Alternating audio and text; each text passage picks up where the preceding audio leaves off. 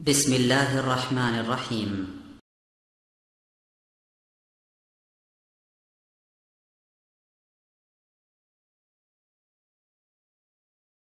لا إله إلا الله নিয়মিত YouTube video দেখতে subscribe করুন। নতুন নতুন ভিডিও পেতে ঘন্টা বাটনটি চাপুন। আলহামদুলিল্লাহ রব্বিল আলামিন ওয়াসসালাতু ওয়াসসালামু আলা রাসূলিন নবিয়িল কারীম ওয়া আলিহি ওয়া সাহবিহি আজমাইন। আউযু বিল্লাহি মিনাশ শাইতানির রাজীম। বিসমিল্লাহির রহমানির রহিম। শাহরু রমাদান আল্লাযী উনজিলা ফীহিল কুরআন হুদাল লিন-নাস ওয়া বায়্যিনাতিম মিনাল হুদা ওয়াল ফুরকান। وقال رسول الله صلى الله عليه وسلم بني الإسلام على 5 شهادة أن لا إله إلا الله وأن محمد رسول الله وإقامة الصلاة وإيتاء الزكاة والحج والصوم رمضان। সম্মানিত দর্শক শ্রোতা, কোরআন নাজিলের মাস মাহে রমাদান এই টপিকসটির উপরে কিছু কথা বলবো। সম্মানিত দর্শক শ্রোতা, আল্লাহ সুবহানাহু ওয়া তাআলা মাহে রমজানের পরিচয় দিতে গিয়ে বলেন, শাহরু রমাদান আল্লাযী উনজিলা ফীহিল কুরআন। রমজান মাস, যে মাসে কোরআন অবতীর্ণ করা হয়েছে।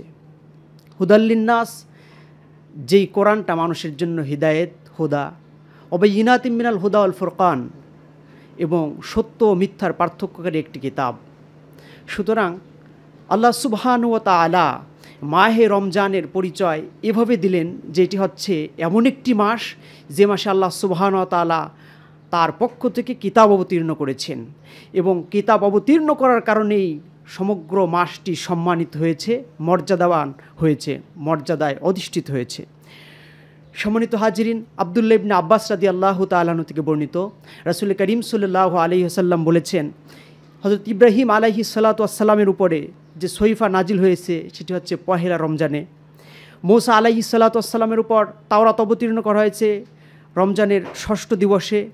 দাউদ আলাইহিস সালাতু ওয়াস সালামের উপর জাবুর কিতাব অবতীর্ণ করা হয়েছে 12 রমজানে।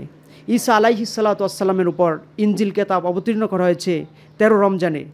আর আমাদের প্রিয় নবী হযরত মুহাম্মদ সাল্লাল্লাহু আলাইহি সাল্লামের উপরে যে কিতাবটি অবতীর্ণ করা হয়েছে, মহাবিশ্বের মহাবিশ্বয় আল কোরআন, সেটি কদরের রাত্রিতে অবতীর্ণ করা হয়েছে। যে কারণেই কদরের রাতের এত মর্যাদা, এত সম্মান। আল্লাহ সুবহানাহু ওয়া তাআলা বলেছেন, ইন্না আনসালনাহু ফি লাইলাতুল কদর, নিশ্চয় আমি উহাকে কদরের রাত্রে অবতীর্ণ করেছি। ওমা আদরাকা মা লাইলাতুল কদর, আপনি কি জানেন কদরের রাত কি? লাইলাতুল কদরি খায়রুম মিন আলফি শাহর, যে মাস হচ্ছে হাজার মাসের চাইতেও শ্রেষ্ঠ, উত্তম। সুতরাং আল্লাহ সুবহানাহু ওয়া তাআলা কোরআন নাজিলের কারণেই এই মাসটিকে এত সম্মানিত করেছেন, মর্যাদাবান করেছেন। আর সেই কোরআনের সাথে যারা থাকবে, কোরআনের আলোয় যারা উদ্ভাসিত হবে, তারা হবে মহা সম্মানিত।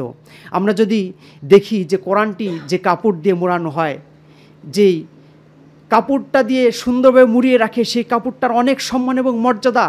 তা আমাদের পায়ের সাথে স্পর্শ করার সাথে সাথে আমরা সেটা চুমো খাই, বুকে জড়িয়ে ধরি। যে কাঠটি স্পর্শ করে আছে কোরআন, সেই কাঠের মর্যাদা অনেক বেশি হয়ে যায়। তার কারণ হচ্ছে সেই কাঠ সাধারণ কোনো কাঠ থাকে না, কোরআনের সংস্পর্শে সেই কাঠটা অনেক বেশি মর্যাদাবান সম্পন্ন হয়।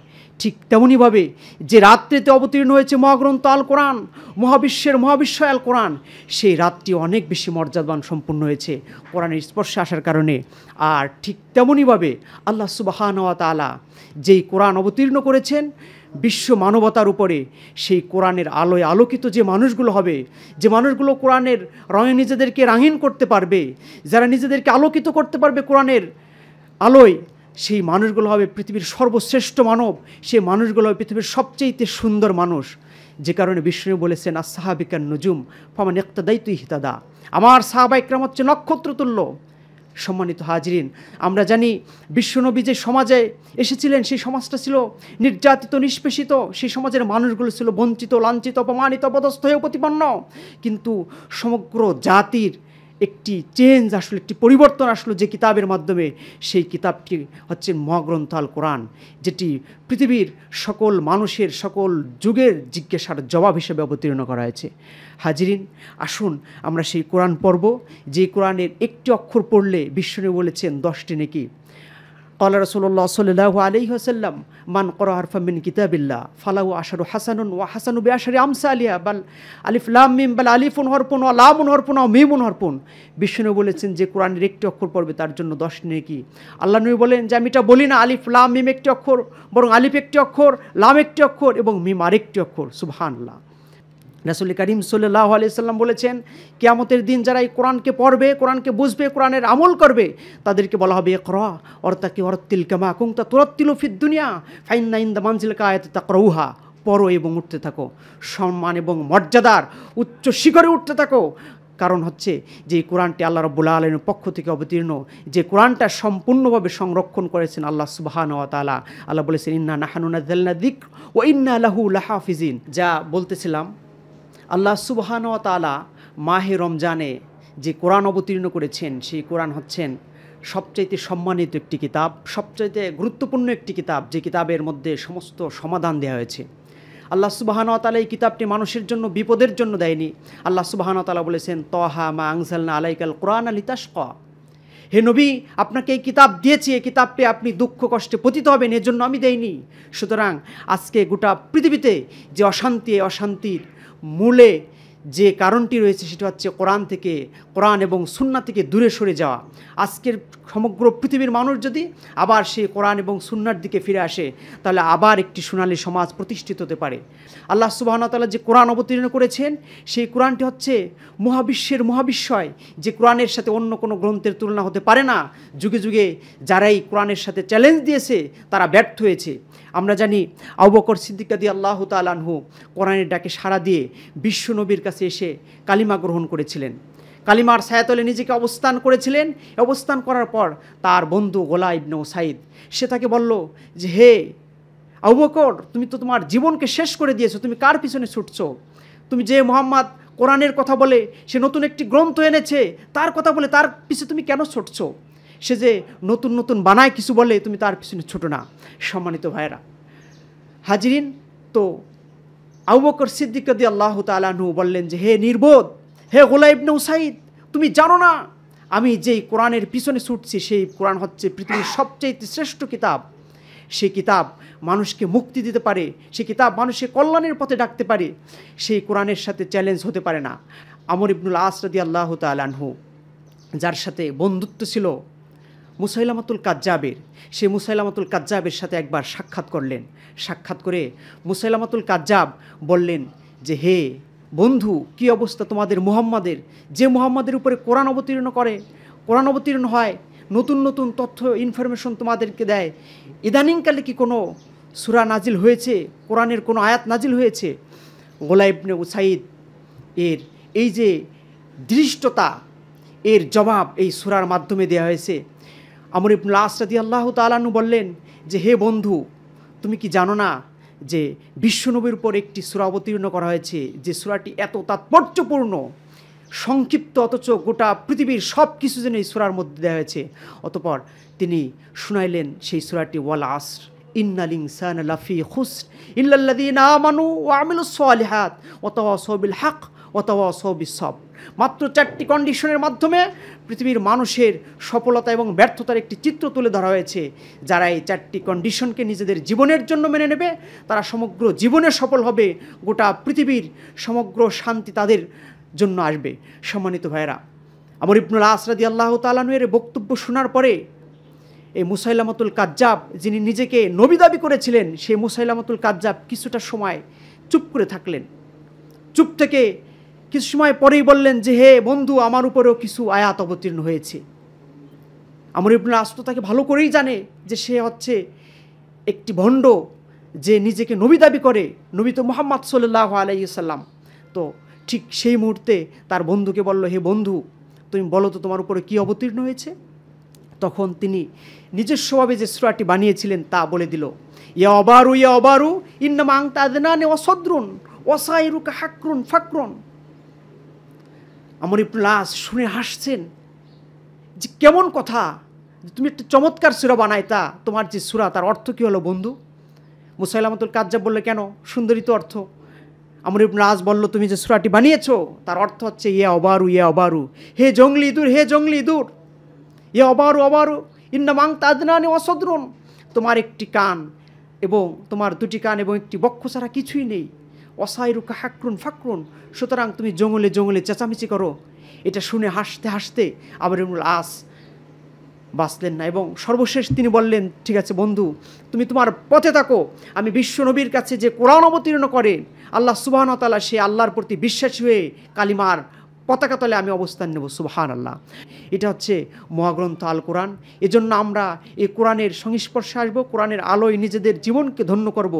যদি আমরা এটা করতে পারি তাহলে আজকের যে অশান্ত পৃথিবী, সেই পৃথিবীতে আবার শান্তি আসতে পারে।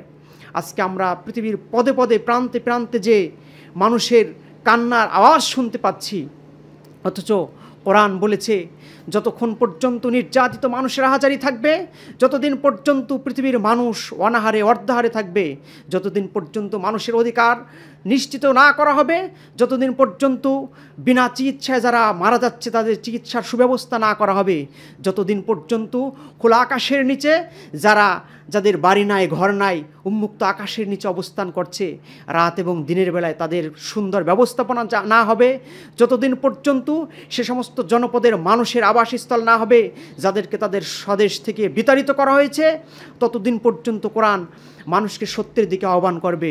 যতদিন পর্যন্ত জ্ঞানের আলোয় উদ্ভাসিত না হবে জনপদ, ততদিন পর্যন্ত কোরআন মানুষকে সত্যের দিকে আহ্বান করবে।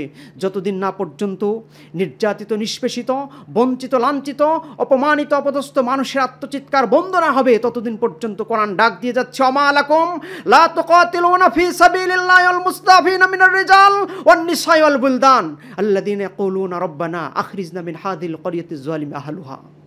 চিৎকার করে নির্যাতিত জনপদের মানুষেরা বলছে, হে আমাদের রব, আমাদেরকে বাঁচাও, আমাদেরকে সাহায্য করো, আমাদের জন্য তোমার পক্ষ থেকে সাহায্যকারী পাঠাও, এই জালিমের জনপদে আমাদেরকে আর এক মুহূর্তের জন্য রেখো না। কোরআন আহ্বান করেছে নির্যাতিত মানুষের সাথে আসার জন্য, নির্যাতিত মানুষের পক্ষে কথা বলার জন্য, নির্যাতিত মানুষের সাথে থাকার জন্য।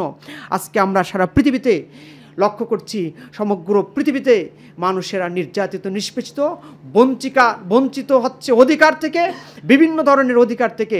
আজকে যদি আমরা কোরআনের আলোয় আমাদের সমাজকে গড়ে তুলতে পারি, আমাদের ব্যক্তি জীবনকে গড়তে পারি, আমাদের পারিবারিক জীবনকে গড়তে পারি, আমাদের সামাজিক জীবনকে গড়তে পারি, আমাদের রাষ্ট্রীয় পরিমণ্ডলে যদি কোরআনের আলোয় উদ্ভাসিত করতে পারি, তাহলে আবার সেই সাহাবা ইকরামের একটি সোনালী সমাজ আমরা আবার দেখতে পাবো, যেখানে ছিল না মারামারি, যেখানে ছিল না কাটাকাটি, যেখানে ক্ষমতার লড়াই ছিল না, যেখানে মানুষেরা ভাই ভাই হয়ে সুন্দরভাবে জীবন যাপন করেছিল। আজকে আমাদের প্রয়োজন হচ্ছে সেই কোরআনের দিকে সকলকে ঐক্যবদ্ধ হয়ে কোরআন পড়া, কোরআন জানা, কোরআনের আলোয় নিজেদের জীবনকে উদ্ভাসিত করা। আজকে যদি আমরা আমাদের এই প্রিয় মাতৃভূমি বাংলাদেশের দিকে তাকাই, তাহলে দেখব যে বাংলাদেশে যারা রয়েছে তার কয়েকজন মাত্র কোরআন পড়তে পারে, খুব পার্সেন্টেজ খুবই কম যারা কোরআন পড়তে পারে। আবার যারা কোরআন পড়তে পারে এদের খুবই কম সংখ্যক মানুষ কোরআনকে অর্থ ব্যাখ্যা সহকারে পড়ছে।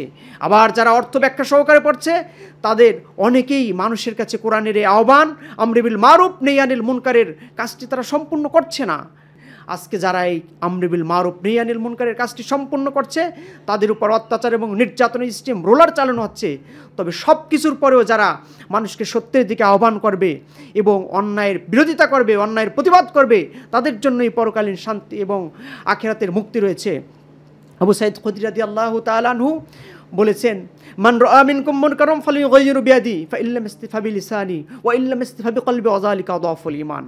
বিশ্বনবী বলেছেন, তোমার সামনে যদি কোনো গর্হিত কাজ হতে দেখো তাহলে তুমি সেটাকে হাত দ্বারা প্রতিহত করো, যদি না পারো তাহলে তুমি মুখ দ্বারা প্রতিহত করো, প্রতিবাদ জানাও, যদি সেটাও না পারো তাহলে তুমি অন্তর দ্বারা ঘৃণা করো। সেই কাজটিকে পরিকল্পনার অধীনে নিয়ে আসো, কীভাবে এই কাজটিকে সমাজ থেকে দূর করা যায় সেই চিন্তা এবং ফিকির এবং চরমভাবে সেই কাজটি ঘৃণা করো। আজকে আমাদের সমাজের অহরহ যে অন্যায় অপরাধ হচ্ছে, যে অন্যায় কাজের সাথে আমাদের যুব সমাজ লিপ্ত হচ্ছে, জড়িয়ে তাদের জীবনটাকে, যৌবনটাকে শেষ করে দিচ্ছে, আমাদেরকে তাদেরকে সৎ পথে আনতে হবে, সৎ কাজের আদেশ দিতে হবে, অসৎ কাজে নিষেধ করতে হবে। আমরা যদি এই কোরআনের মেসেজগুলো মানুষের কাছে পৌঁছে দেই, সুন্দরভাবে যদি আমরা উপস্থাপন করতে পারি, যেভাবে লুকমান আলাইহিস সালাম তার প্রিয় সন্তানকে উপদেশ দিতে বলেছিলেন, ইয়া বুনাইয়া লা তুশরিক বিল্লাহ, হে প্রিয় বৎস, আল্লাহর সাথে শরীক করো না, ইন্না শিরকা লা যুলমুন আযীম, নিশ্চয়ই শিরক হচ্ছে বড় ধরনের জুলুম। এভাবে যদি সুন্দর ভাষায় মানুষের কাছে আমাদের আহ্বানগুলো পৌঁছে দিতে পারি, আমরা যদি বলতে পারি ওমান আহসানু কাওলাম মিম্মা দা ইলাল্লাহ ওয়া আমিলা সালিহান ওয়া ক্বালা ইন্নানি মিনাল মুসলিমিন, আল্লাহ সুবহানাহু ওয়া তাআলা আমাদেরকে বলেছেন তার কথার চেয়ে কার কথা উত্তম হতে পারে যে মানুষকে আল্লাহর দিকে আহ্বান করে, নেক আমল করে আর বলে আমি মুসলমানের অন্তর্ভুক্ত। এই কোরআনের দিকে, সত্যের দিকে মানুষকে ডাকতে হবে, চিরদিন পর্যন্ত ডাকতে হবে। যদি আমরা এই ডাকার কাজটিকে আঞ্জাম দিতে পারি, তাহলে হিকমত এবং উত্তম নসিহতের মাধ্যমে, যেটি আল্লাহ সুবহানাহু ওয়া তাআলা বলেছেন উদউ ইলা সাবিলি রাব্বিকা বিল হিকমা ওয়াল মাউইজাতিল হাসানা ওয়াজাদিলহুম বিল্লাতি আহসান, ডাকো তোমার প্রভুর দিকে, ডাকো হিকমত এবং উত্তম নসিহত সহকারে, আর বিতর্ক করো উত্তম পন্থায়। হাজিরিন, আমরা যদি উত্তমভাবে মানুষকে আহ্বান করতে পারি, এই আহ্বান করাই হচ্ছে আল্লাহ রাব্বুল আলামিনের কাছে সবচেয়ে প্রিয়, যেটা আল্লাহ সুবহানাহু ওয়া তাআলা বলেছেন ওমান আহসানু কাওলাম মিম্মা দা ইলাল্লাহ ওয়া আমিলা সালিহান ওয়া ক্বালা ইন্নানি মিনাল মুসলিমিন। তার কথার চেয়ে কার কথা উত্তম হতে পারে যে মানুষকে আল্লাহর দিকে আহ্বান করে। সুতরাং আল্লাহর দিকে আহ্বান করার একমাত্র কিতাব হচ্ছে আল কোরআন। সেই কোরআন দিয়ে আমরা মানুষকে আল্লাহর দিকে আহ্বান করব, কোরআনের ব্যাখ্যা গ্রন্থ সুন্নাহ দিয়ে মানুষকে আহ্বান করব আল্লাহর দিকে। যদি এই কাজটি সম্পূর্ণ করতে পারি, তাহলে আবার আমাদের সমাজে শান্তি আসবে। সেই শান্তির জন্যই আমাদের সামনে আসছে মাহে রমজানুল মুবারকে আমাদের যে দায়িত্ব রয়েছে, আমরা 1 নাম্বার কর্মসূচি নেব, কোরআনকে আমরা পড়ব, কোরআনের আলোয় নিজেদের জীবন গড়ব, ব্যক্তি জীবন, পারিবারিক জীবন, সামাজিক জীবন, রাষ্ট্রীয় জীবন। যদি এই সিদ্ধান্ত নিতে পারি, এখন থেকে একটি মাস্টার প্ল্যানের অধীনে আমরা কোরআনের বিশেষ কিছু আয়াত বাছাই করে পড়া, এবং আল্লাহ রাব্বুল আলামিন যে এত মর্যাদা দিয়েছেন রমজান মাসকে, যে কোরআনের কারণে, সেই কোরআনের যদি আমরা আমাদের বাস্তব জীবনে নিয়ে আসতে পারি, তাহলে আমাদের মর্যাদাও এইভাবে হবে। আল্লাহ সুবহানাহু ওয়া তাআলা আমাদেরকে কোরআন পড়ার, কোরআন বোঝার এবং কোরআনের আলোয় আলোকিত হওয়ার তৌফিক দান করুন। আমিন। আসসালামু আলাইকুম ওয়া রাহমাতুল্লাহি ওয়া বারাকাতুহু। নিয়মিত ইউটিউব ভিডিও দেখতে সাবস্ক্রাইব করুন। নতুন ভিডিও পেতে ঘন্টা বাটনটি চাপুন।